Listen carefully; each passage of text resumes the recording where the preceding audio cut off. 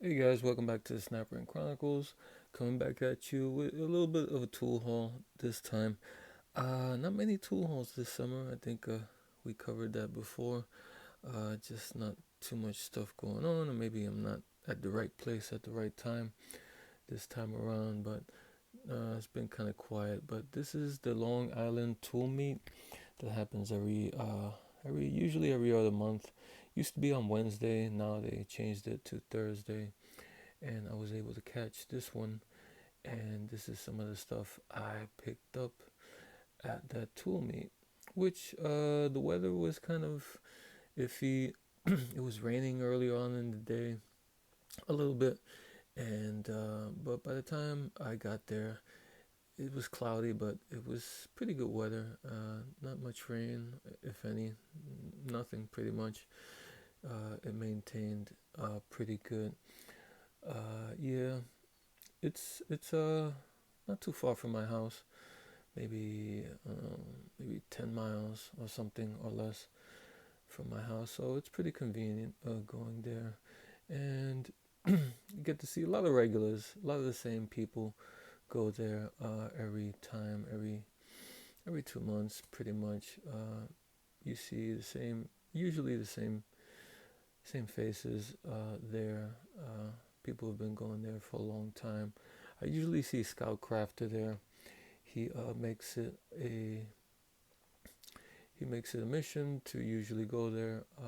He lives quite a little bit farther than me, but he always seems to make it, and it's always good to see him. Uh, yeah, this is some of the stuff I picked up. Some kind of weird stuff. Some I don't know, kind of rare stuff. Maybe I can call it. Uh, you go there and the prices are very reasonable. I think the majority of these tools I paid $1 for. So, it's very economical if you like tools and stuff. Uh, you're not gonna pay a lot of money there. Usually, there's a lot of stuff. You can find a lot of stuff for $1 there. Let me tell you. Okay, but before we get into it, if you could do me a big favor, I'm doing. I have a goal that I'm trying to reach by the end of the summer to have 2,000 subscribers, and I'm getting kind of close. And I was hoping if you guys could help me out by giving me the HBO special. HBO special means help a brother out. Help a brother out, hit the like, but most importantly, hit the subscribe button. And I'll give you 2 seconds to do that. Okay, you guys that hit those buttons, I really appreciate you. Okay, let's start out here. I found this wrench. It's a 7/8. It's Mac CW28. Looks like it was black, black phosphate or whatever they call that at one point. Uh, yeah, combination ratchet. Pretty big. Sabina, Ohio, USA. So this was $1. And I found what else? A snap ring plier. Yep, made in USA. Doesn't have a brand that I can see. I don't see any particular brand. I see a B and an A on either side. There's an A and B, and these are pretty fine. These have like the small tips, but the tips are pretty good shape. They are not bent or torn or broken or anything, so it's pretty good. I think I paid $1 for that too. And here is a glass cutter. I picked this up because it looks strange. At first, I wasn't sure what it was because I'm not used. Usually, glass cutters don't look like this. They're usually all metal. And this one is Goodell Pratt, made in USA. What kind of threw me off was this kind of wheel here. It has different blades. I guess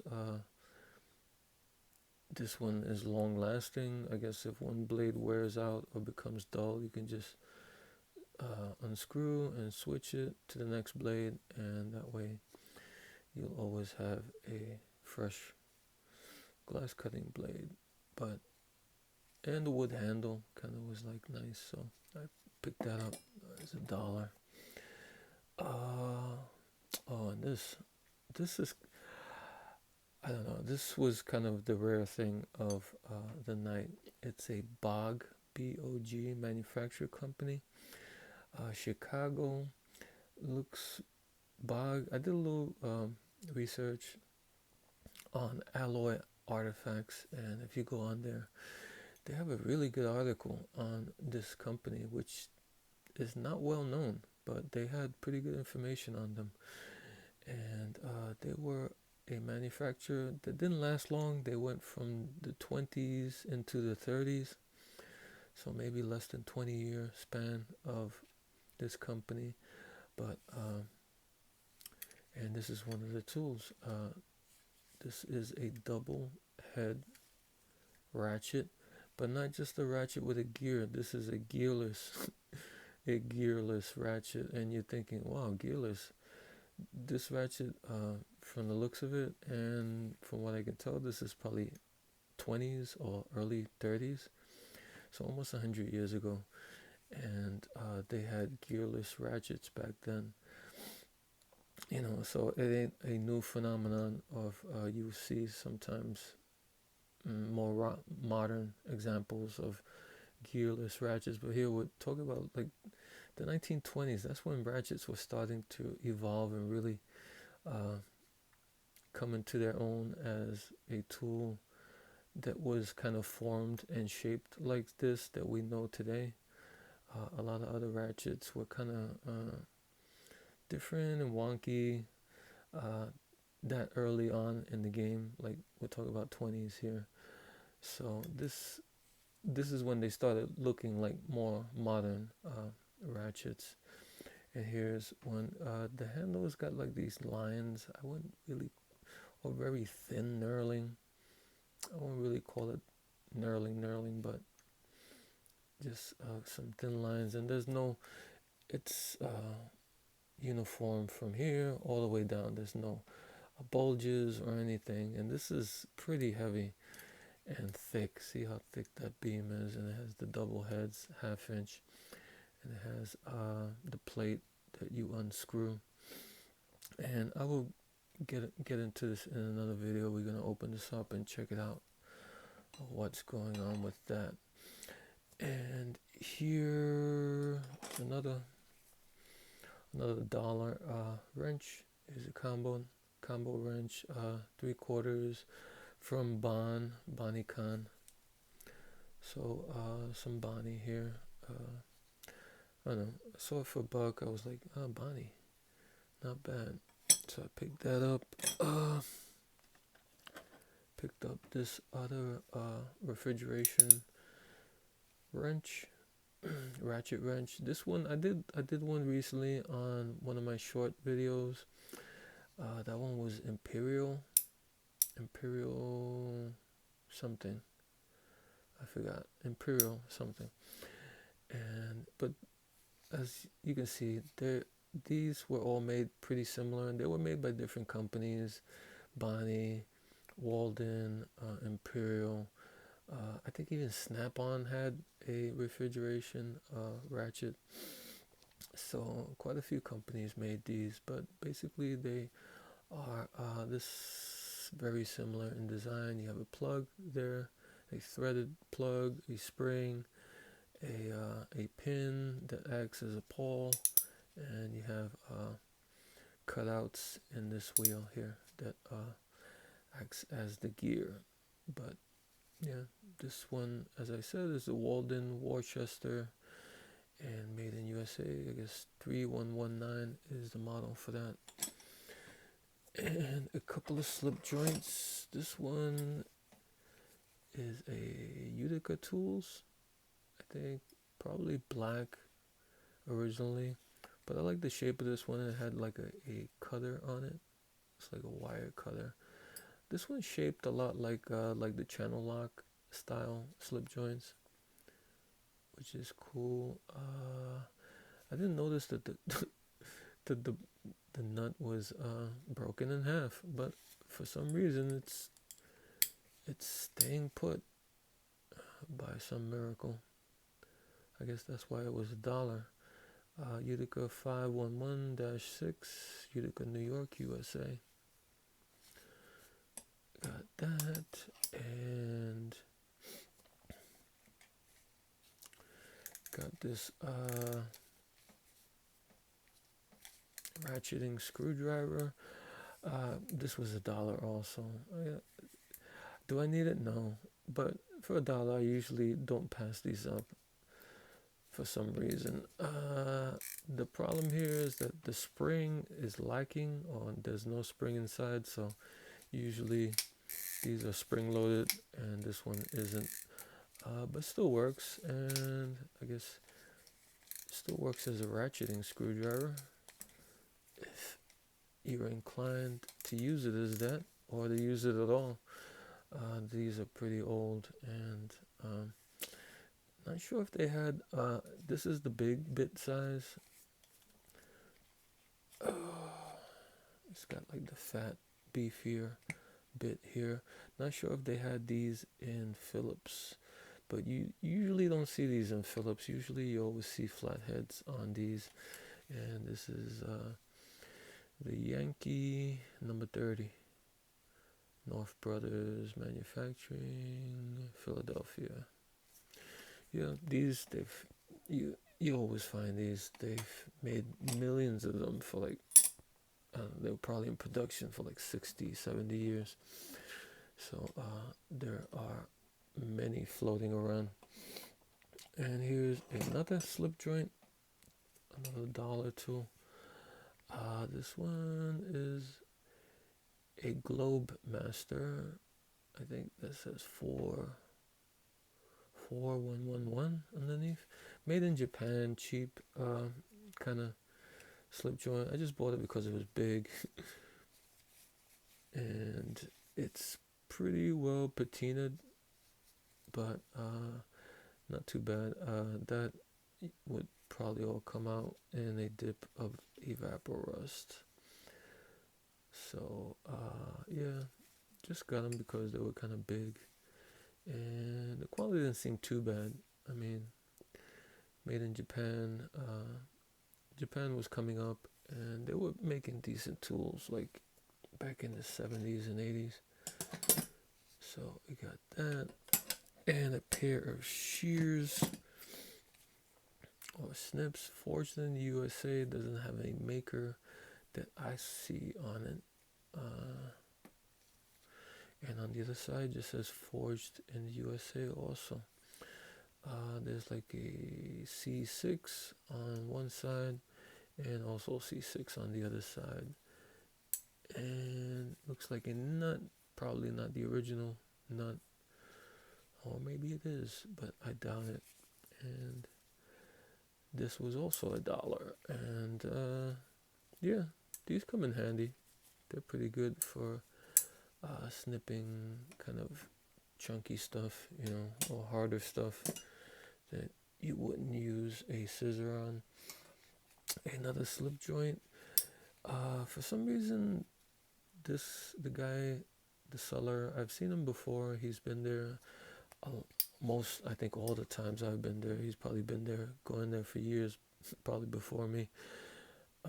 His dollar tools, he likes to paint them red.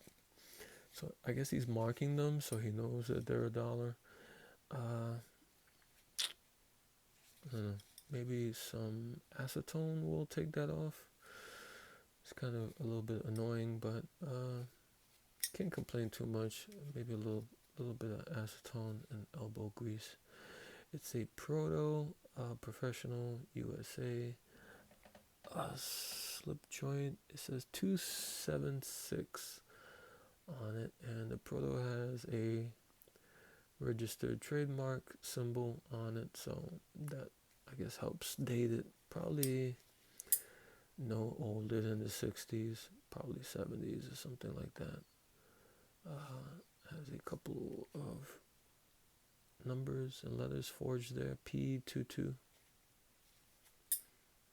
So not bad for $1. This I paid like $3 for.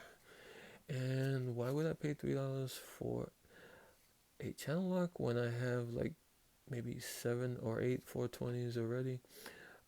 Well, because it had the letters over here. Usually, I think this is an older set, and I don't have a set that looks like this, where it has the channel lock this far down on the handle. Usually, like I said, not sure when they started doing the blue or the plastic covers on the handles, but I would imagine this is an earlier model before the whole plastic or rubber handles came into being. So I don't think I have a pair like this, but so I thought they were pretty good shape. I guess somebody cleaned them up pretty good. Hit it with the wheel. They look pretty clean and rust free. There's some patent numbers. Patent in Canada, 1953. So uh, I guess this was after the 50s or in the 50s. Champion de Armament, Meadville, PA, USA. Champion de Armament. That's interesting. I wonder what that is. Could it be Canadian? French Canadian? Department of the Army or something in French. Have no idea. No idea. Here's some letters forged in BP and a 0. And on this side is a BN. Pretty cool. What else? Oh, and last but not least is this ratchet. It's an old Craftsman. This is probably made by New Britain. The old Craftsman, and somebody made a project out of this. This was probably the most expensive thing I bought at the tool meet. This was $15. Yeah, I paid $15 for